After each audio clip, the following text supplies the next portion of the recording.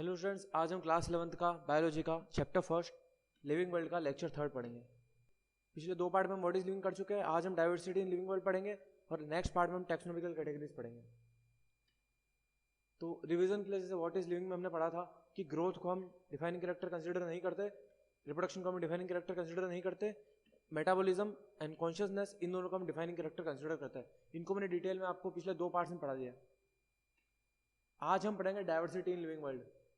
देखो, दुनिया में बहुत सारे बहुत टाइप्स के एनिमल्स होते हैं, बहुत टाइप के प्लांट्स होते हैं, बैक्टीरिया, प्लांट्स, एनिमल्स, बहुत डिफरेंट टाइप्स के होता है। और स्पेसिफिकली नंबर लिया जाए, हमको ऐसा लगता है कि हमारे आसपास तो बहुत कम है, हंड्रेड्स में, थाउजेंड्स में, पर ये नंबर बहुत ज़्यादा होता है।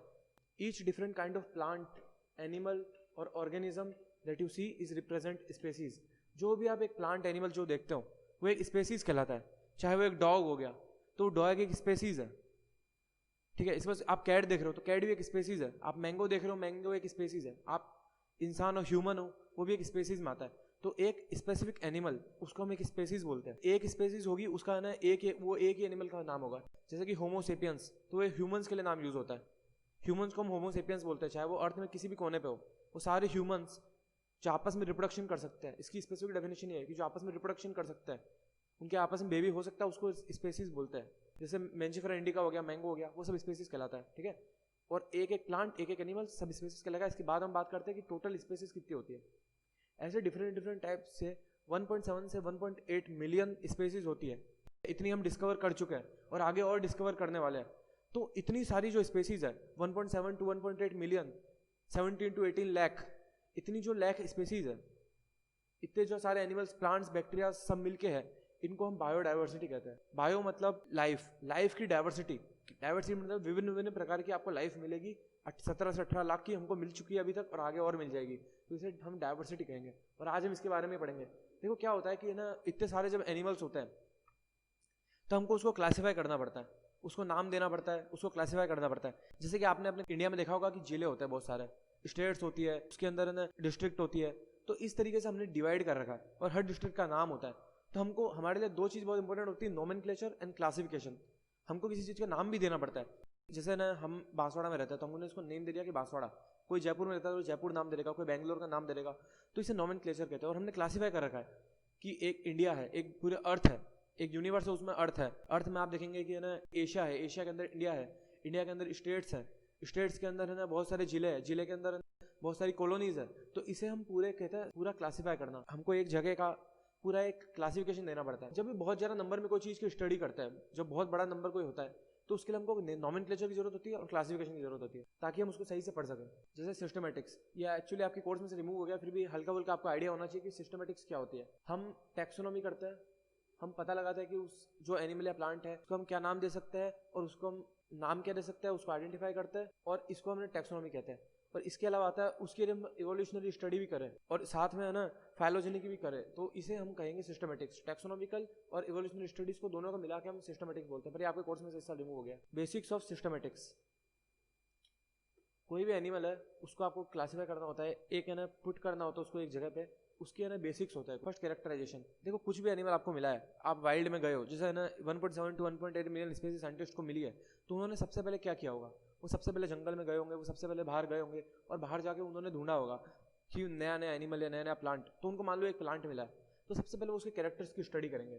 देखो, the organism has to be classified, studied, described for all its morphological and other characteristic. Morphological मतलब जो उसका विजुअल कैरेक्टर्स होता है, उसके कितनी पत्तियां है, उसकी हाइट कितनी है, वो कितना लंबा है, टिंगा है, कितना उसकी ब्रांचेस है, वो उसके कलर क्या है उसका, तो ये सारे मॉर्फोलॉजी में आता है। तो हम उसको मॉर्फोलॉजिकल एंड अदर कैरेक्टरिस्टिक हम उसके स्टडी देखते हैं कि भाई ये क्या है, उसके कैरेक्टराइजेशन करते हैं। तो हम पता लगाते हैं कि ये एनिमल के सारे कैरेक्टर को एक जगह लिख देते हैं, फिर हम आइडेंटिफिकेशन करते हैं। Second step, identification. जब आपने उसके कैरेक्टर लिख दिया, किसी बाहर आपको एक प्लांट मिला, कोई भी प्लांट मिला, उसके आपने सारे कैरेक्टर ऑलरेडी आप लिख चुके हो, उसके बाद आप करोगे आइडेंटिफिकेशन। आप इसको आइडेंटिफाई कैसे कर सकते हो? जैसे मान लो आपको कुछ एक पपी मिला, तो आप उसको आइडेंटिफाई करोगे कि भाई ये पपी है, ये डॉग्स है, ये एक डॉग है।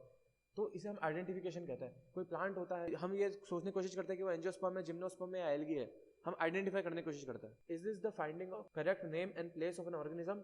in a system of classification. It is done with the help of keys. This is carried out by determining similarities between already known organisms. मान लो एक पपी मिल गया तो आप पहले सोचोगे कि मैं पहले मुझे ऐसा कुछ मिल चुका है क्या, ऑलरेडी जो नोन ऑर्गेनिज्म है उसमें मुझे ऐसा कुछ मिल चुका है तो क्या, तो इसे हम आइडेंटिफिकेशन कहते हैं. इसके बाद हम आते हैं क्लासिफिकेशन पे एंड नॉमेनक्लेचर पे. ये दोनों बहुत इंपॉर्टेंट चीज है. क्लासिफिकेशन तो आप डीपली पढ़ेंगे अगले 3 चैप्टर्स में, आप यही पढ़ेंगे, plant classification then animal classification. तो अगले 2-3 चैप्टर में आपको यही पढ़ना है. देखो क्लासिफिकेशन क्या होता है, जैसे मैंने आपको भी समझाया था कि हमको किसी एक झिल्ली को क्लासिफाई करना होता है. It is a placing of organism of a group of an organism और a group of organism in categories according to particular system with which based on certain easily observable but fundamental characteristic in conformity with nomenclature system. A hierarchy is maintained for this category. Hierarchy मतलब देखो क्या होता है, जैसे हमने पहले एक plant मिल गया, हमने उसको आइडेंटिफाई कर लिया कि वो कौन सा है, और मान लो हमने नहीं आइडेंटिफाई हम नहीं कर पाए तो हम उसको क्लासीफाई करेंगे. क्लासीफाई की हिरार्की होती है, पहले किंगडम होती है, फिर फाइलम होती है, फिर क्लास होती है, फिर ऑर्डर होता है. तो इस तरीके से हम पूरी एक हिरार्की होती है, एक पूरी चेन होती है. जैसे ना आप इंडिया में देखो, पहले ना एक कंट्री है, उसके बाद आप देखोगे स्टेट्स है, फिर आप देखोगे डिस्ट्रिक्ट्स है, फिर कॉलोनीज है, फिर आपके घर का नंबर है. तो ये हिरार्की है पूरी ऊपर से नीचे तक की. तो क्लासिफिकेशन का यही मतलब होता है कि मान लो आपको बांसवाड़ा को क्लासीफाई करना है तो आप क्लासीफाई ऐसे ही करेंगे बांसवाड़ा को कि बांसवाड़ा एक इंडिया में एक सिटी है, इंडिया में है और इंडिया में राजस्थान में है. तो इसे हम क्लासिफिकेशन कहते हैं. हमको उसके सारे कैरेक्टर स्टडी करने पड़ते हैं और उसके बाद हमको नाम के साथ नॉमेनक्लेचर और क्लासिफिकेशन साथ साथ चलता है. It is a science of nomenclature. अब देखो कुछ भी ऐसा है ना, देखो क्या होता है कि ना कोई भी ऐसी चीज आपको मिल गई, कोई भी ऐसा प्लांट एनिमल मिल गया, तो मान लो इंडिया में आप उसको बोलोगे कुत्ता, तो कहीं पे बाहर यूएस में आप उसको बोलोगे डॉग, चाइनीज में उसको कुछ और बोलेंगे. तो ऐसे पूरे वर्ल्ड में उनको साइंस की स्टडी साथ में करनी है, उनको एक दूसरे की हेल्प लेनी, पूरे वर्ल्ड में एक दूसरे की हेल्प लेनी है, एक दूसरे की मदद लेनी है, क्योंकि हर कंट्री में अलग अलग स्पेसीज होती है. तो क्या होता है कि मान लो आपको कोई भी स्पेसीज मिली है तो आपको जो उसको नाम देना है, उसको आप एक लोकल नेम नहीं दे सकते हो कि लोकल नाम हो गया डॉग, ऐसा कुछ डॉग मैंगो, ये लोकल नेम आप नहीं दे सकते हो. आपको एक ऐसा नाम देना पड़ेगा जो कि पूरे अर्थ पे कॉमन होगा, पूरे अर्थ पे एक कॉमन नेम आपको देना पड़ेगा. उसे हम नॉमेनक्लेचर कहते हैं कि हमको उसको एक कॉमन नेम देना होता है जो कि पूरे अर्थ में कॉमन हो और पूरे अर्थ के साइंटिस्ट उसको फॉलो करें, तो उसे हम नॉमेनक्लेचर कहते हैं. It is a science of providing distinct and proper names to organism so that they can be easily recognised and differentiated from others. जैसे मैं आपको एग्जांपल के बताऊं, होमो सेपियंस.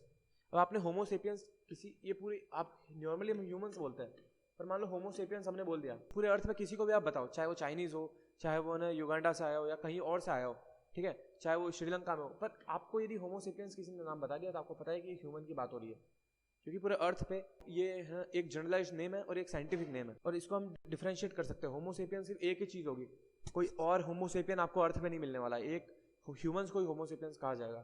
तो फर्स्ट हम पढ़ेंगे नॉमेनक्लेचर. जैसा कि मैंने आपको बताया कि local names change from place to place change होता है क्योंकि लैंग्वेज पे डिपेंड करता है. Scientific names are based on agreed principle and criteria which are provided in ICBN. यदि हम साइंटिफिक नेम किसी स्पीसीज को दे रहे हैं तो हमको कुछ है ना क्राइटेरिया को फॉलो करना पड़ेगा, और ये सारे क्राइटेरिया है ना बॉटेनिकल जो चीज़ें होती है उनके लिए बनाता है international code of botanical nomenclature. ये डिसाइड करता है कि रूल्स क्या होंगे, उन रूल्स को फॉलो करके ही, जो रूल्स हम आगे पढ़ने वाले उनको करके ही नॉमेनक्लेचर दिया जा सकता है, किसी का नाम दिया जा सकता है. मान लो ऐसे कोई स्पीसीज यदि चाइना में मिलती है तो वो उनको भी ये रूल फॉलो करने पड़ेंगे ICBN के. और इसी तरह यदि जूलॉजिकल की कोई चीज़ है, मान लो कोई एनिमल मिल गया है तो उसके लिए उनको ICZN फॉलो करना पड़ेगा पूरे अर्थ पे. किसी भी जगह पे अर्थ पे ICZN या ICBN फॉलो करना पड़ेगा, तभी वो स्पीसीज को सही से साइंटिफिक नेम दे सकता है. Scientific name ensure that each organism has only one name. पूरे यूनिवर्स में उस ऑर्गेनिज्म का ओनली एक नाम होगा. होमो सेपियन, मैंजिफेरा इंडिका, ट्रिटिकम एस्टिवम, इस तरीके से एक सिंगल नेम होगा उसके पूरे अर्थ पे, पूरे universe. Description of any organism should be enable the people in any part of world to arrive at the same name. They also ensure that such a name has not been used for any other organism. पहली बात तो ये organism है ना, ये नाम जो है वो किसी और के लिए यूज नहीं हो जाना चाहिए. मान लो आप किसी ने नए आपको कोई चीज मिली है, आपने उसको नाम दे दिया होमो, आपने उसको ये नाम दे दिया, ठीक है, तो आपको पहले पता होना चाहिए कि ये नाम ऑलरेडी किसी और को नहीं दिया जा चुका है, क्योंकि फिर तो बहुत कंफ्यूजन पैदा हो जाएगा. ठीक है, तो आपको पता होना चाहिए कि आपने जो नाम दे रहे हो वो बिल्कुल एक फ्रेश नाम है, बिल्कुल नया नाम है और आज तक कभी ये यूज नहीं हुआ है. और सेकंड चीज ये कि मान लो आपने किसी को भी दे दिया ये नाम, और मान लो वो किसी की कैरेक्टर की स्टडी कर रहे हैं, उन्होंने कैरेक्टर की स्टडी की और उन्होंने ना स्पेसीज का पता लगाया, तो उन सबको ये कॉमन नाम पता लगना चाहिए. जैसे मान लो है ना कोई किसी दूसरी कंट्री में है और वो एक फल खा रहा है और उस फल उसको खट्टा मीठा लग रहा है, वो ना पीले कलर का फल है, उसमें सारे कैरेक्टर है, वही पत्तियां है, उतनी पत्तियां, उतनी हाइट है, उससे हम डिफाइन कर सकते हैं कि वो मैंजिफेरा इंडिका है. वो मैंगो तो नहीं जानते होंगे, मान लो उनको मैंगो नहीं भी पता है, उनको इंग्लिश लैंग्वेज नहीं आती, पर वो ये जानते हैं कि ये मैंजिफेरा इंडिका है, तो उनको एक सिंगल कॉमन नेम पे आना चाहिए. ठीक है। तो ये दो चीज़ उसको फॉलो करना चाहिए किसी भी नॉमेनक्लेचर को। भाई नॉमेनक्लेचर जो होता है ना बहुत टाइप का होता है, अलग अलग टाइप के है ना, हिस्ट्री में बहुत साइंटिस्ट आए उन्होंने अलग अलग फॉलो किए नॉमेनक्लेचर। बट हम जो मोस्ट मानते हैं, जो सबसे ज़्यादा वर्ल्ड माना जाता है, वो होता है बायनोमियल नॉमेनक्लेचर। बायनोमियल मतलब जिसमें ना दो नेम यूज़ किए गए, जैसे कि मैंजिफेरा इंडिका, आपने ये नाम पढ़ा होगा, देखो ये मैंगो का बहुत कॉमन नेम है मैंजिफेरा इंडिका। अब इसमें क्या होता है कि इसमें दो नेम यूज़ किया, आप देख सकते, एक फर्स्ट और एक सेकंड। और इसमें जो फर्स्ट नेम होता है, आगे जो नेम होता है उसको हम बोलते हैं जेनेरिक नेम, जेनेरिक नेम,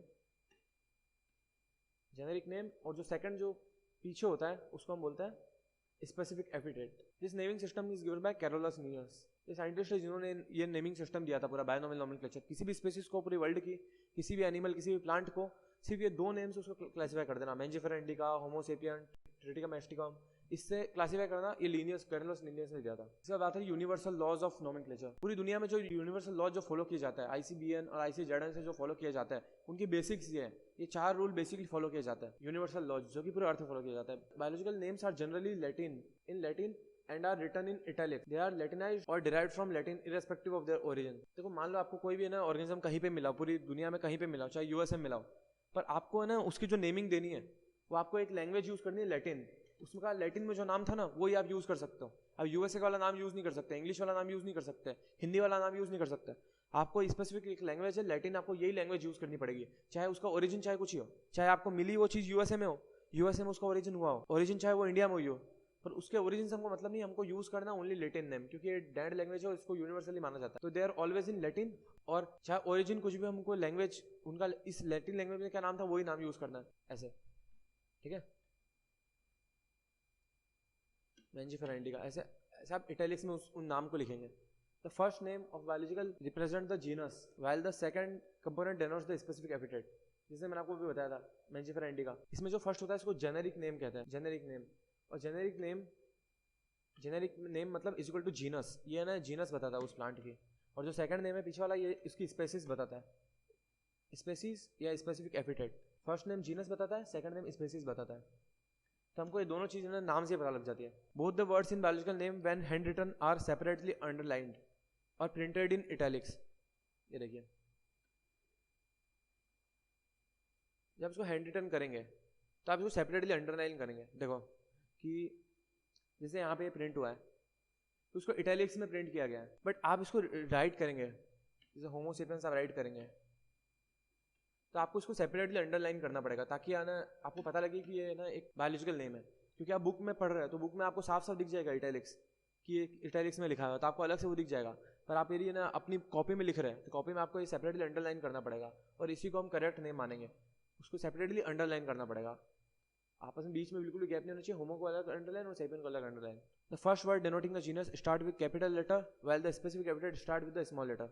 जो है ना जीनस होता है, जैसे ये मैंजिफेरा इंडिका यहाँ दे रखा है, तो जो जीनस जो स्टार्ट होती है वो कैपिटल लेटर से स्टार्ट होती है, जो स्पेसीज होती है वो हमेशा ना स्मॉल लेटर से स्टार्ट होती है। होमो सेपियंस में भी सेम चीज़ है, होमो सेपियंस आपने लिखा है तो एच बड़ा होगा और एस जो सेपियंस का है वो छोटा होगा, और आप राइट कर रहे हैं इसलिए आप सेपरेटली अंडरलाइन करेंगे। तो इस तरीके से नाम लिखा जाएगा। यदि ये स्मॉल में ये कैपिटल में तो नहीं चलेगा, ये स्मॉल में और ये कैपिटल में तो नहीं चलने वाला, ये दोनों स्मॉल में तो भी नहीं चलेगा। तो स्पेसिफिकली ये चारों रूल फॉलो करने पड़ेंगे। Name of the author appears after the specific epithet. देखो क्या होता है, कोई भी ना स्पेसिस जो मिली है उसको किसी ने खोजा होता है, उसको किसी ने नाम दिया होता है, क्रिएट तो किया नहीं होता, नाम ही दिया होता है। क्रिएट तो सारी इवोल्यूशन से हुआ है, तो नाम जो दिया जाता है ना, जैसे मैंजिफेरा इंडिका को नाम दिया था लिनियस ने, तो ये आगे अपने ना शॉर्ट में ना नाम आगे लगा देता है, लिनियस का नाम Linn. Name of the author appears after the specific epithet that is at the end of biological name and is written in an abbreviated form. Short form में उनको लिखा जाता है। It indicates that species were first described by Linnaeus. इस species को first describe Linnaeus ने किया था। देन क्लासिफिकेशन, कोई भी आपको स्पेसीज मिली है तो उसको क्लासीफाई करना पड़ता है, उसको एक ऑर्डर में पुट करना पड़ता है। जैसे मैंने आपको शुरू से एग्जांपल दिया है कि कोई एक सिटी होती है तो उसको क्लासीफाई करना पड़ता है कि वो किस कंट्री में, वो किस स्टेट में, तो इसे क्लासिफिकेशन कहते हैं। Since it is nearly impossible to study all the living organisms, it is necessary to devise some means to make this possible. This process is classification. देखो क्या होता है कि जैसे मान लो आप ना अभी बांसवाड़ा में हो, तो आपको यदि ये स्टडी करनी है बांसवाड़ा के बारे में, तो आप सारी इंडिया की जितनी भी जिले हैं, जितने भी यूनिवर्सिटी सारी लेके बैठ जाओगे तो आपको कुछ समझ में नहीं आएगा, आप बांसवाड़ा के बारे में कुछ नहीं बता सकते। पर आप बांसवाड़ा के आसपास की आप जिले देखोगे, उदयपुर देखोगे, डूंगरपुर देखोगे, तो आप आइडिया लगा सकते हो कि बांसवाड़ा में कल्चर क्या है, लैंग्वेज क्या है। तो इसलिए यदि हमको किसी भी चीज़ की स्टडी करनी है तो उसको क्लासीफाई करना जरूरी होता है, उसको ग्रुप्स में तोड़ना जरूरी होता है। जैसे मान लो ना कोई स्कूल है, स्कूल में हमको बच्चों को फर्स्ट सेकंड थर्ड इन सब में ना ट्रांसफर करना पड़ता है, क्योंकि हम उस बच्चे के बारे में बता सकते हैं कि इस क्लास में, तो मान लो कोई ज़्यादा नंबर की वो चीज़ है तो उसको सही से स्टडी करने के लिए, एक उसके बारे में पता लगाने के लिए क्या चीज़ है, उसके लिए क्लासिफिकेशन बहुत ज़्यादा जरूरी होता है। ये बात देखो, ये जैसे क्लासिफिकेशन, ये क्लासिफिकेशन है, कोई भी मान लो एक स्पेसीज है तो उसके लिए क्लासिफिकेशन फॉलो होता है। जैसे किंगडम एनिमेलिया, डोमेन यूकेरिया होगा क्योंकि यूकेरियोटर्म, एनिमेलिया, फाइलम, जैसे मान लो हम होमोसेपियंस की बात कर रहे हैं तो उसकी जीनस होमो होगी एंड स्पेसिस सेपियंस होगी, किंगडम एनिमेलिया होगा, फाइलम उसमें कोर्डेटा होगा, क्लास वर्टिब्रेटा होगा, इस तरीके से आगे तक ही होगा। तो इस तरह हम उसे क्लासीफाई किया जाता है, जो कि हम नेक्स्ट चैप्टर में डिटेल में पढ़ेंगे। Then taxa, category at any level. देखो बहुत सारी कैटेगरीज होती है, जैसे मान लो आपने ना कोई प्लांट्स बोल दिया, कोई एनिमल बोल दिया, कोई डॉग बोल दिया, ये सारी एक कैटेगरी है, एक ग्रुप है, एक ग्रुप ऑफ पीपल है। जैसे डॉग्स हो गया उसमें सारे डॉग्स आते हैं, प्लांट्स हो गया उसमें सारे प्लांट्स आते हैं, एनिमल्स हो गया उसमें सारे एनिमल आते हैं, वीट हो गया उसमें सारे वीट आते हैं। तो ये जितनी भी जो कैटेगरी है, जो भी category at any level, level का ये मतलब हो गया कि देखो जैसे डॉग है और ये एनिमल्स है, तो एनिमल्स भी टैक्सा है एंड डॉग भी टैक्सा है, बट डॉग जो होता है वो ऑलरेडी एनिमल के अंदर आता है, फिर भी ये डिफरेंट टैक्सा है, ठीक है। एनिमल के अंदर ही डॉग्स आते हैं पर फिर भी डिफरेंट टैक्सा है, तो इन दोनों का लेवल अलग अलग है।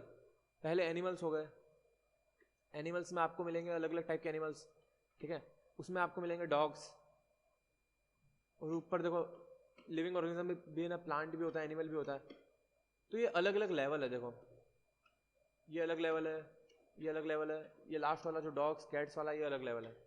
तो अलग अलग कैटेगरी, कोई भी ऐसी category, dogs, plants, animal, mango, ये सब कोई एट एनी लेवल, लेवल चाहे उसका कोई भी हो, ठीक है, वर्टिब्रेटा, कार्निवोरा, कुछ भी, कोई भी लेवल हो, एंजियोस्पर्म, ऊपर से तक कोई भी है ना कैटेगरी को आप कंसिडर कर रहे हो, ये कैटेगरी जिसमें कुछ ऑर्गेनिजम्स आते हैं तो उसको हम टैक्सा कहते हैं। तो स्टूडेंट्स आज के लिए इतना ही, नेक्स्ट लेक्चर में हम टैक्सोनॉमिकल कैटेगरीज पढ़ेंगे।